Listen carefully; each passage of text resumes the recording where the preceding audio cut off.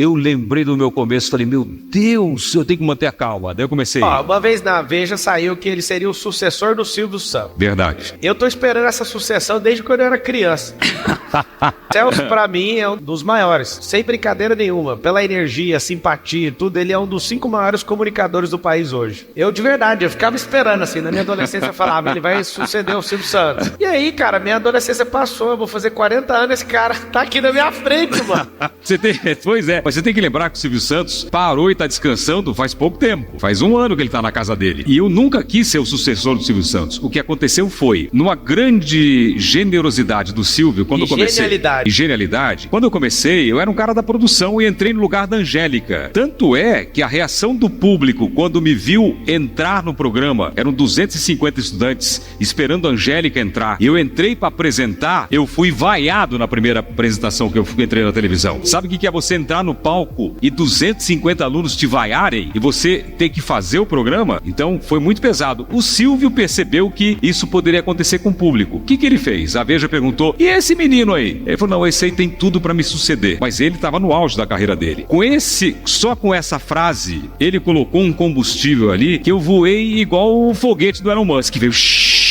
Porque falou, pô, é o cara. Só que depois disso veio o problema, Pablo. Toda a matéria que eu fazia, eu passeando com o meu cachorro, aí aparecia lá, sucessor de Silvio Santos passeia com o cachorro. Aí nascia minha filha, eu fazia uma matéria, época da Caras e tal, aí aparecia lá, o príncipe dos domingos, sucessor do Silvio Santos, é pai. Eu falei, pô, começou a me incomodar ele também. Porque imagine, o cara no auge, e alguém querendo aposentar ele através da mídia, e ele sendo dono do negócio, né, e tudo dependia dele, começou a me incomodar. O que eu fiz? Saí da mídia, não dei mais entrevista, não fiz mais foto, virei low profile, fiquei na minha e foi a melhor coisa que eu fiz. Então foi uma questão de respeito ao Silvio Santos e eu sempre deixei claro, quando me perguntavam, não quero ser sucessor do Silvio Santos, porque não existe sucessor para Silvio Santos aqui no país e, na minha opinião, nem no mundo. É o maior comunicador de todos os tempos. Posso fazer um trabalho legal? Posso, mas igual a ele, ninguém vai fazer. E eu que não sou besta de pegar esse lugar.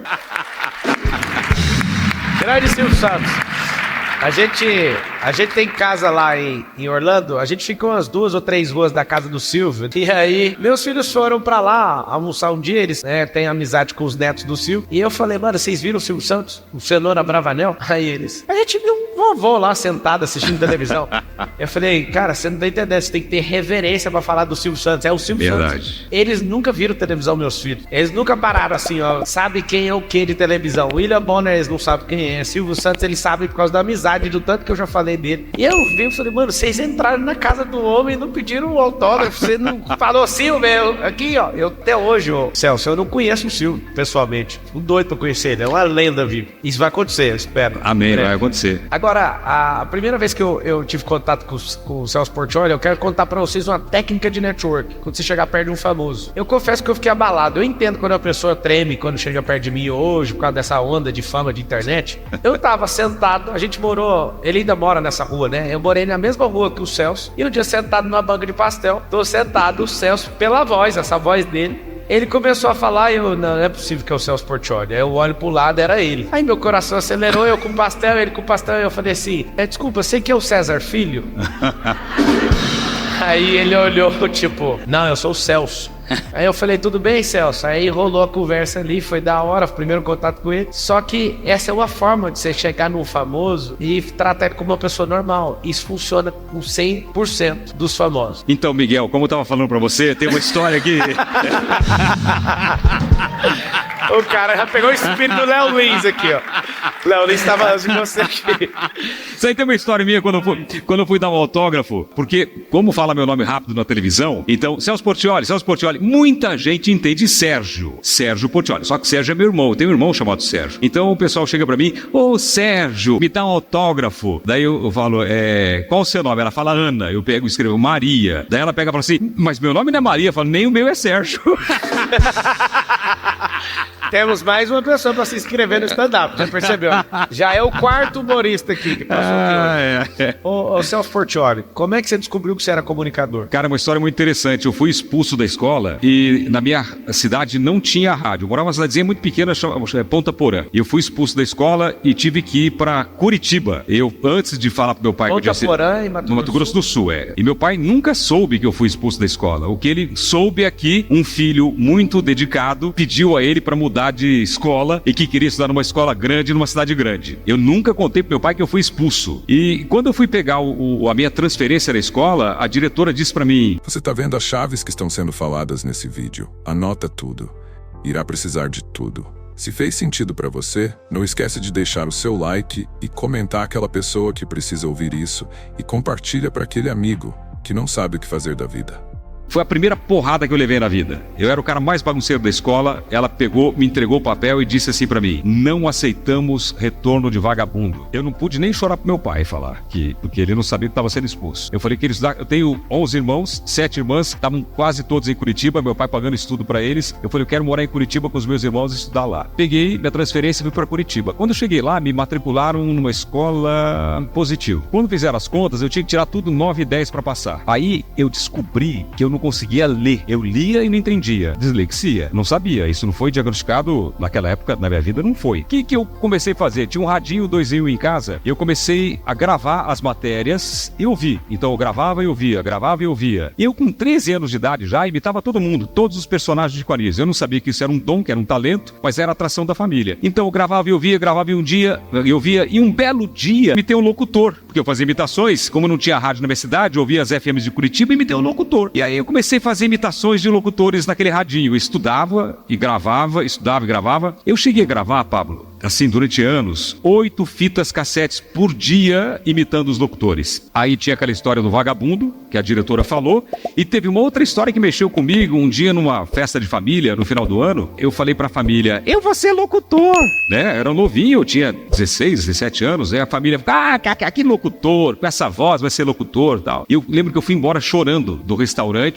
Quantos anos? Eu tinha 17 anos. Depois que eu estudei esse ano com rádio, eu consegui dar a resposta para a diretora. Eu passei em engenharia civil, fui fazer engenharia civil, fui o único aluno que passou numa faculdade boa. Locutor, quando a família falou, aquela brincadeira de família, aquele bullying que é normal, né? Eu comecei a visitar as rádios de Curitiba. Eu fui em todas as rádios de Curitiba e virei persona não grata. Por quê? Eu entrava na rádio, aquele menininho, e o diretor deixava eu ver o locutor trabalhando. Quando eu vi o cara trabalhar, não sei se vocês já viram rádio como que é, DJ, o cara trabalha, opera e faz tudo e tal. Eu ficava perguntando muito, o que você fez agora? Por que você fez isso? Por que fez aquilo? Eu atrapalhava o cara. Então, as rádios, muitas rádios, colocaram como persona não grata. Não pode entrar. Não pode entrar, esse cara é chato demais. Eu era piolho de rádio. Eu virava Curitiba de ônibus pra ir visitar as rádios. Me apaixonei pelo rádio. O que eu fiz quando eu percebi que eu não ia conseguir? Eu baixei um pouco a bola, eu fui numa das rádios mais simples de Curitiba, que era uma rádio que tinha programa aqui de igreja. Cheguei lá pra moça e falei, vocês estão precisando do que aqui na rádio? Ela falou pra mim, de telefonista. Telefonista. Eu falei, achou a melhor do bairro. Sou eu.